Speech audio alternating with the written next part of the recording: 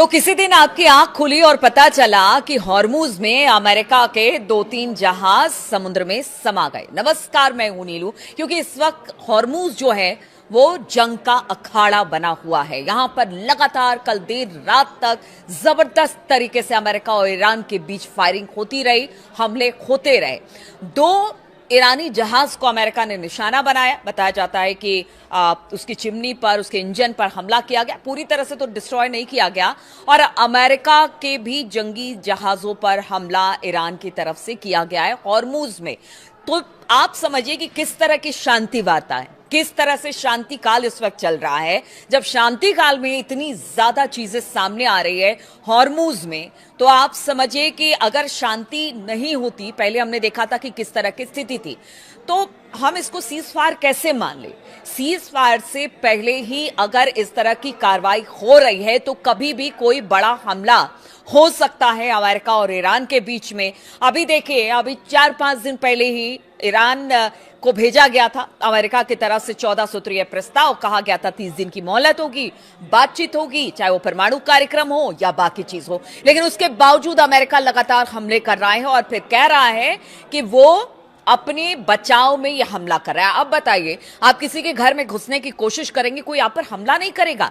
इनके 2-2 अमेरिका के डिस्ट्रॉयर फारिस की खाड़ी की तरफ आगे बढ़ रहे हैं, हॉर्मूज में घुसने की कोशिश करते हैं। और जब ईरान हमला करता है तो फिर आप कहते हैं कि हम अपने बचाव में हमला कर रहे हैं। यानी आप जानबूझ के प्रवोक कर रहे हैं ईरान को, और ईरान इसी का जवाब आपको दे रहा है। अब तो देखिए, पहले ये खबर आई थी कि जितने भी अरब मुल्क हैं वो अमेरिका के साथ मिल गए हैं, लेकिन एक बार फिर से खबर ये आ रही है कि अरब मुल्कों ने अपनी धरती देने से अमेरिका को इनकार कर लिया है। क्योंकि पीछे जो युद्ध हुआ था उसमें भारी नुकसान इन अरब मुल्कों को हुआ था। सऊदी अरब हो गया, यूएई हो गया, कतर हो गया, सब जगह पर हमने देखा था कि ओमान हो गया, किस तरह से हमले हुए थे।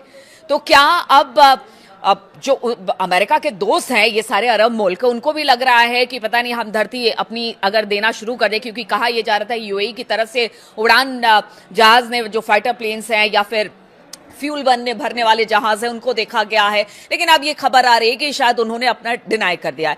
तो आप सोचिए कि कभी ये अरब मुल्क कहते हैं कि वो अमेरिका के साथ है, कभी कहते हैं हम अपनी धरती नहीं देंगे। लेकिन गाहे बगाहे इस तरह की खबर आती है कि इन्हीं धरती से, यहीं पर जो तमाम एयर बेसिस हैं अमेरिका के, वहां से हमला ईरान के ऊपर किया जा रहा है। और अब तो हॉर्मूज जो है वो जंग का मैदान बन गया है। इसी बीच खबर ये आ रही है कि अब ईरानी संसद में हॉर्मूज को लेकर एक प्रस्ताव लाया गया है और हॉर्मूज को लेकर एक कानून बनाने की तैयारी में ईरानी संसद है। अब देखिए, ईरानी संसद अगर इस कानून को पास कर देती है, जिस प्रस्ताव को लाया गया है, तो उसके बाद हॉर्मूज में घुसना अमेरिका के लिए नामुमकिन हो जाएगा। और अमेरिका अगर यहां पर अंदर घुसता है तो कहीं ना कहीं डायरेक्ट तौर से वो उसकी संप्रभुता, यानी कि ईरान की संप्रभुता पर चोट करता है, उसके कानून का उल्लंघन करता है। अभी तो आईआरजीसी ही वहां पर जवाब दे रही है अमेरिकी हमलों का। लेकिन अगर ये कानून बनाता है ईरान, तो आप समझिए कि अमेरिका की मुश्किलें बंद हो जाएगी। हालांकि मानना ना मानना इस कानून को अमेरिका के हाथ में है,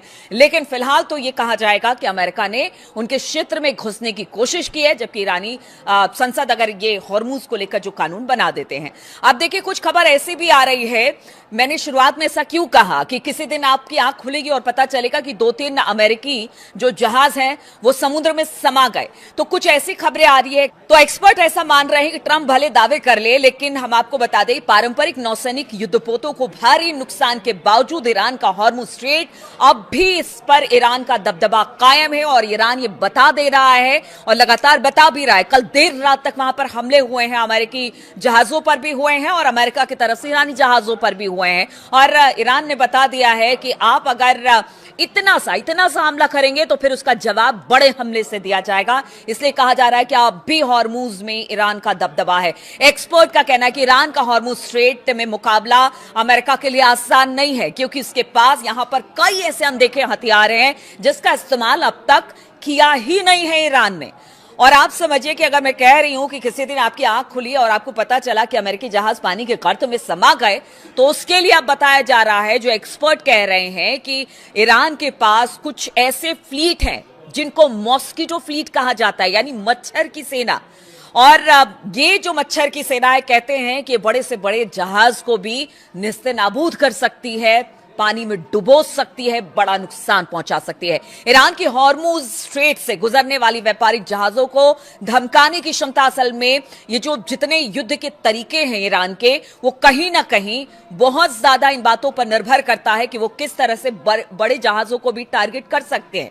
जैसे कि ड्रोन अटैक हो गया, हमने देखा कि पीछे किस तरह से जो ईरान की पूरी स्ट्रेटेजी थी, ठीक है उन्होंने मिसाइलें बनाई लेकिन ज्यादा हमले ड्रोन से किए, बारूदी सुरंगें बिछाई, छोटी हमलावर नावों का बेड़ा इस्तेमाल किया जिसे मॉस्किटो फ्लीट कहा जाता है, और इन्हीं पारंपरिक तरीकों से वो लगातार इजराइल और अमेरिका पर हमले करते रहे और संपत्तियों को नुकसान पहुंचाते रहे। और ये हमने देखा कि पीछे युद्ध में जो सब कुछ हुआ, अरब मुल्क से लेकर अमेरिका के एयरबेसेस तक जबरदस्त तरीके से इसी युद्ध नीति की वजह से ईरान के हुआ है। सीएनएन की माने तो मिलिट्री एनालिसिस ने ईरान के इन छोटे जहाजों को, जिसे मच्छर बेड़ा नाम दिया गया है क्योंकि अब लड़ाई हॉर्मुज में हो रही है, इसी इन मच्छर बेड़ों का इस्तेमाल किया जा रहा है। और ये किस तरह से ईरान को एज दिलाएंगी, ईरान को आगे बढ़ाएंगी, वो आपको बताते हैं। तो इस्लामिक रिवोल्यूशनरी गार्ड यानी IRGC के ये जो छोटे जहाज हैं, वो अमेरिकी सेना के लिए बहुत बड़ी रणनीतिक चुनौती पेश कर रहे हैं और आगे भी कहा जा रहा है कि पेश करने वाले हैं। सबसे अहम बात, इन नावों पर तैनात मिसाइलें, बंदूकें और दूसरे हथियार होते हैं जो कि बड़ी तेजी के साथ जाते हैं और किसी नाव से टकराते हैं और उसको भारी नुकसान पहुंचाते हैं। मॉस्किटो फ्लीट की बात की जाए तो असल में पानी पर लड़ी जाने वाली गोरिल्ला लड़ाई है। और देखिए, इसके लिए ईरान जाना जाता है। जिस तरह से उसने स्ट्रेटेजी बनाई और भारी नुकसान अमेरिका को पहुंचाया, उसमें ये जो मॉस्किटो फ्लीट है वो भी अब बड़ा योगदान इस पूरे हॉर्मुज स्ट्रेट में देने वाला है और इसे गुरिल्ला युद्ध से जोड़ा जा रहा है। हॉर्मुज स्ट्रेट के आसपास ईरान के द्वीप जो हैं, कहा यह जाता है कि यहां जो गुफाएं बनी हुई है या जो पहाड़ी जो छोटे छोटे दरार हैं, उसमें इस फ्लीट को छुपाकर रखा जाता है और जब कभी भी जरूरत होती है इनको पानी में उतार दिया जाता है। स्ट्रेट ऑफ हॉर्मुज के ये सक्रिय रास्ते से गुजरने वाले जहाज शक्तिशाली होते हैं, कितने भी शक्तिशाली युद्धपोत क्यों ना हो, उनको जबरदस्त तरीके से नुकसान पहुंचाते हैं और वहां पर ये बड़े जहाज अपने आप को बेबस पाते हैं। मॉस्किटो फ्लीट एक छोटा, तेज, फुर्तीला नावों का बेड़ा है जिसे कहीं भी इस्तेमाल किया जा सकता है पानी में। इसकी आवाजाही में रुकावट डालने या फिर जो वहां पर जहाज हैं उनको नुकसान पहुंचाने के लिए ही इसे खास तौर पर डिजाइन किया गया है। यह फ्लीट समुद्र में एक कह लीजिए कि छापामार बल की तरह काम करती है। ये पारंपरिक तरीके से लड़ने के बजाय मारो और भागो की रणनीति पर पूरी तरह से डिपेंड करती है। मॉस्किटो फ्लीट की नावों में गार्ड जो होते हैं वो नौसेना मिसाइलों और ड्रोनों को छिपी जगहों से लॉन्च कर सकते हैं, यानी जो छोटे छोटे समुद्र के किनारे जो गुफाएं हैं या दरारें हैं वहां से भी इसको लॉन्च किया जा सकता है। सैटेलाइट तस्वीरों में ये दिखाई भी नहीं देता, इसे पकड़ना बड़ा मुश्किल है। इन्हें पथरीली समुद्री तटों पर खोदी गई गहरी गुफाओं के अंदर बने खाटों पर बांधकर रखा जा सकता है और अगर जरूरत पड़ी तो तुरंत इसे पानी में उतार दिया जाता है। अब देखिए किस तरह से अब अमेरिकी जो जहाजें हैं उनके लिए एक बड़ा सिरदर्द बनी हुई है और दूसरी तरफ खबर यह आ रही है कि ईरान लगातार चुनौती अमेरिका को दे रहा है और अमेरिका जो है वो बातचीत बार बार हम देखते हैं कि बातचीत की पेशकश करता है लेकिन जबरदस्त तरीके से हमले करता है। अब कोई भी बड़ा हमला हो सकता है लेकिन अभी जो स्थिति है बेहद खतरनाक है और इस खतरनाक स्थिति को देखते हुए कहा यह जा रहा है कि अगर ये कानून ईरान सरकार लेकर आ जाती है हॉर्मुज को लेकर तो फिर अमेरिका के लिए बड़ा मुश्किल होने वाला है। लेकिन ये मान के चलिए कि ईरान तो यहां से गिव अप करने वाला नहीं है। ईरान ने कई ऐसे हथियार, एक्सपर्ट भी इसको बता रहे हैं कि अगर ईरान हॉर्मुज में वो अपने आप बता रहा है कि हमारी जगह है, आप इसमें घुसेंगे तो हम मारेंगे, यानी उसके पास कुछ ऐसे इंतजाम जरूर हैं जिससे कि वो अमेरिका को बड़ी भारी चुनौती दे सकता है। और इस बीच एक और खबर आई है कि कल के जो झड़प, कल देर रात तक जो झड़प अमेरिका और ईरान में हुई उसमें भारतीय एक भारत का जहाज भी को नुकसान पहुंचा है जिसमें एक व्यक्ति की मौत हो गई है, 17 लोगों का तो रेस्क्यू कर लिया गया।